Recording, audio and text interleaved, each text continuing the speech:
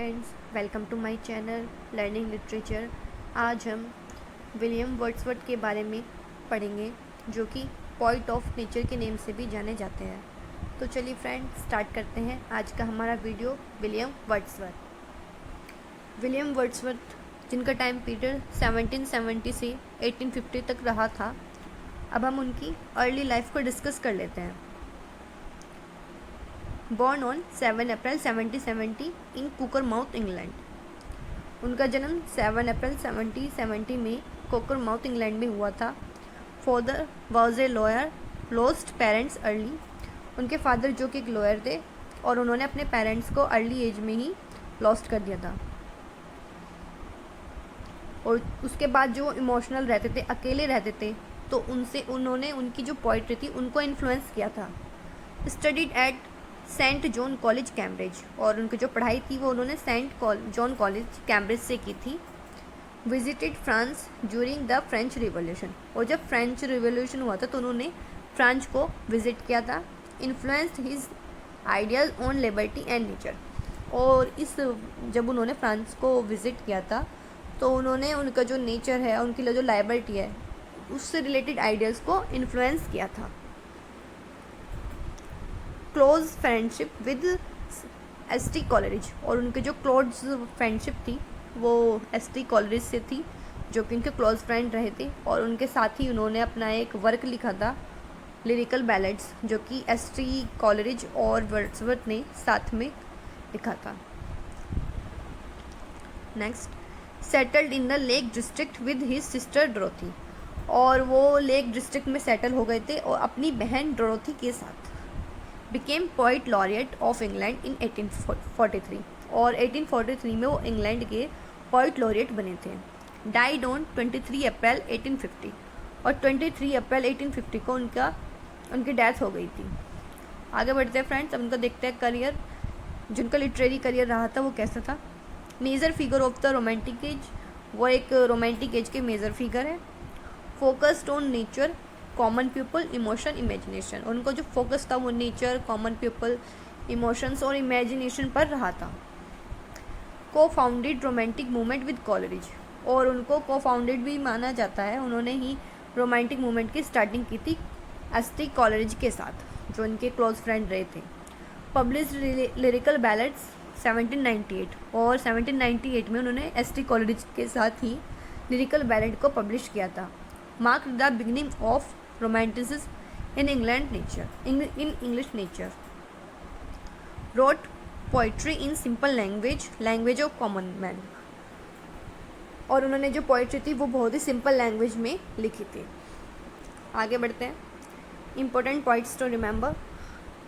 जो ये important point है जो याद करने के लिए है। Known as poet of nature, William Wordsworth, जिनको हम पोइट ऑफ नेचर के रूप में जानते हैं।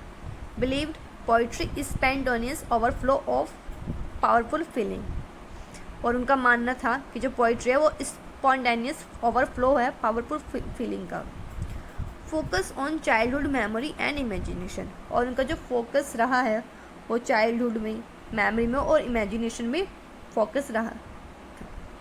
Nature teacher, healer and moral guide. और जो नेचर है वही इनकी टीचर, हीलर और मॉरल गाइड है, क्योंकि उनका पॉइंट ऑफ नेचर के नेम से जाना जाता है। उन्होंने जो कुछ भी सीखा है या समझा है वो भी नेचर से समझा है। अगर हम उनके वर्क्स की बात करते हैं तो उसमें नेचर के बारे में हमें बहुत कुछ जानने समझने को मिलता है। Opposed artificial poetic diction, new classical style.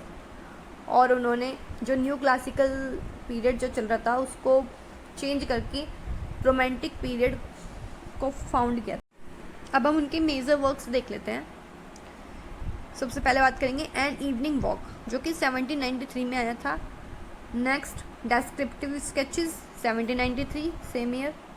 Lyrical ballads, जो कि इन्होंने कॉलरिज के साथ लिखा था, जो कि 1798 में आया था। बहुत इंपॉर्टेंट वर्क है ये।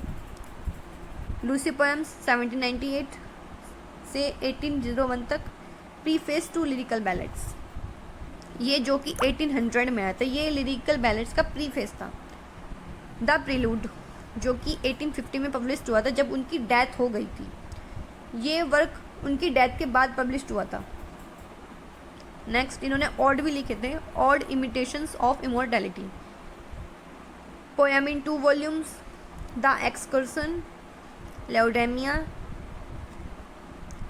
एस्लेसियस्टिकल सोनेट्स 1822, यारो रिविजिटेड, ये इनके मेजर वर्क्स हैं।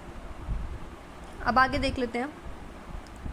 सबसे पहले देखते हैं हम लिरिकल बैलेड्स, जो कि 1798 में आया था, रिटन विद कॉलरिज, जिसको एस.टी. कॉलरिज के साथ लिखा था इन्होंने। Revolutionised English poetry, focus on common life and rural themes, जो कि कॉमन लाइफ और रूरल थीम्स पर फोकस करता है। और जो ये वर्क है, इसकी जो लैंग्वेज है वो simple language, emotional depth.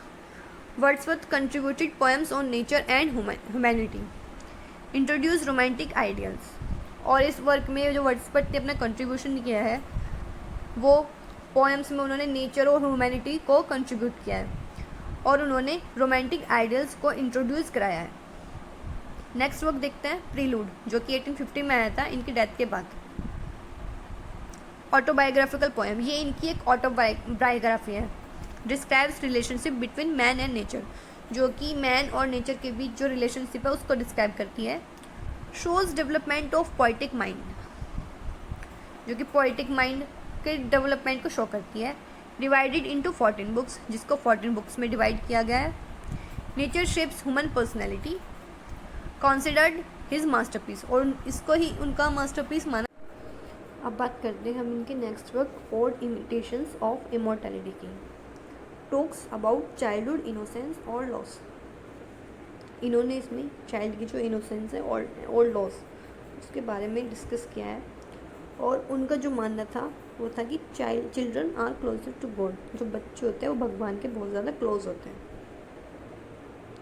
Growing up losing divine vision, और जैसे जैसे वो बड़े होते हैं वो अपने जो डिवाइन विजन होती है, जिनकी जो दैवीय शक्ति होती है देखने की, उसको लॉस करते जाते हैं। फिलोसॉफिकल एंड इमोशनल पोएम, और ये जो पोएम है वो फिलोसॉफिकल भी है और इमोशनल भी है। कंबाइंस मेमोरी एंड स्पिरिचुअलिटी, और उसमें मेमोरी और स्पिरिचुअलिटी को कंबाइन किया गया है। One of his greatest odd, और ये इनका ग्रेटेस्ट ऑड माना जाता है। अब नेक्स्ट वर्क देख लेते हैं, द एक्सकर्शन, जो कि एक लॉन्ग फिलोसॉफिकल पोएम है, part of a larger unfinished work, और ये एक उनका जो अनफिनिश्ड वर्क है उसका पार्ट है। Deals with nature, religion and human sufferings, और ये नेचर, रिलीजन और ह्यूमन किससे सफ़र करा है इन सब चीज़ से डील करता है। करैक्टर डिस्कस लाइफ मीनिंग, और जो करैक्टर्स हैं वो लाइफ के मीनिंग को डिस्कस करते हैं। Reflects Wordsworth mature thoughts, deeply moral and reflective, तो ये इनका फोर्थ वर्क है, द एक्सकर्सन। अब नेक्स्ट वर्क देख लेते हैं इनका, Lucy poems, series of mysterious poem, और ये इसमें एक मिस्ट्री पोएम की सीरीज़ है। थीम, और हम थीम की बात करें तो इसमें लव, डेथ एंड नेचर इनको दिखाया गया है। लूसी सिंबॉलिक और रियल, वो अनसर्टेन, अनिश्चित है। Nature is closely linked to her life, और जो नेचर है वो क्लोजली लिंक्ड है उनकी अपनी लाइफ से, लूसी की अपनी लाइफ से। इमोशनल एंड लिरिकल, और जो पोएम है ये इमोशनल और लिरिकल दोनों में। शोज सिंप्लिसिटी एंड ब्यूटी, और ये सिंप्लिसिटी और ब्यूटी दोनों को दिखाता है। अब नेक्स्ट बात करते हैं उनकी फेमस लाइन्स, जो उनके वर्क्स हैं उनकी फेमस लाइन्स को देख लेते हैं। तो सबसे पहले बात करेंगे, poetry is the spontaneous overflow of powerful feelings, जो ये जो लाइन है ये प्रीफेस टू लिरिकल बैलेड से ली गई थी, जो कि 1800 में आया था।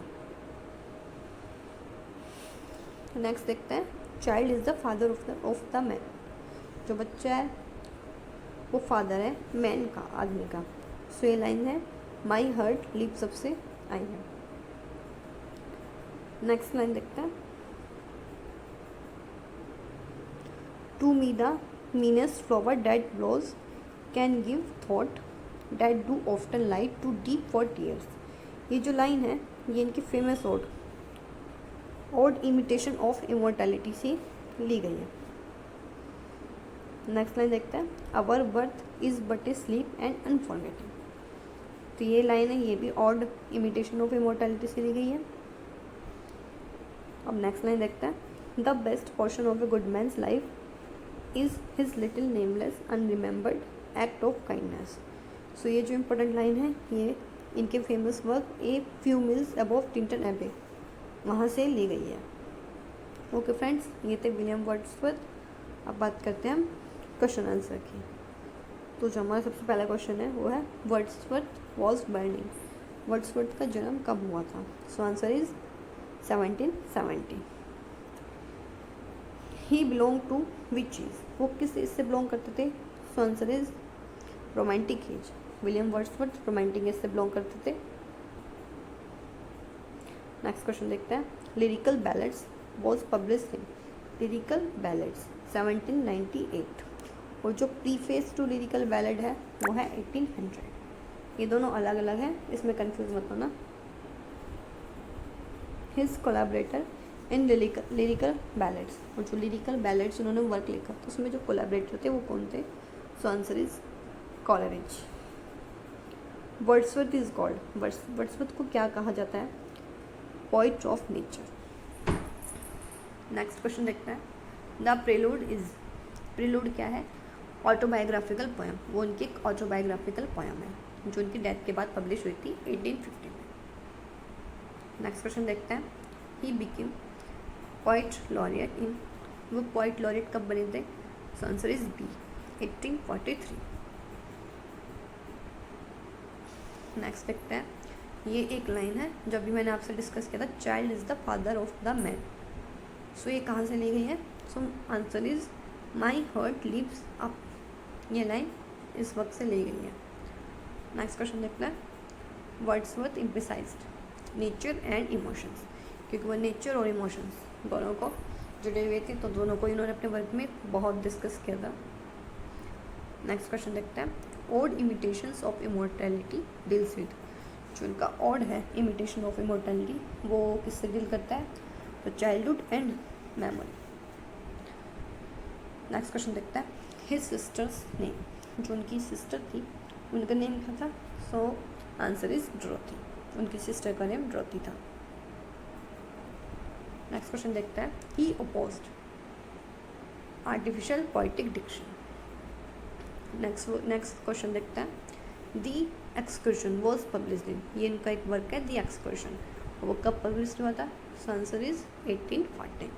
वो 1814 में पब्लिश हुआ था। नेक्स्ट क्वेश्चन देखते हैं, वर्ड्सवर्थ डाइड इन। वर्ड्सवर्थ की डेथ कब हुई थी? सो आंसर इज 1850। उनकी जो डेथ थी वो 1850 में हुई थी। नेक्स्ट क्वेश्चन देखते हैं, हिज पोइट्री लैंग्वेजेस। और जो उनकी पोइट्री है उनकी लैंग्वेज कैसी है? So answer is simple and natural. जो उनकी पोइट्री है उसमें हमें मोस्टली सिंपल और नेचुरल लैंग्वेज देखने को मिलती है। सो फ्रेंड्स, ये था हमारा टॉपिक विलियम वर्ड्सवर्थ।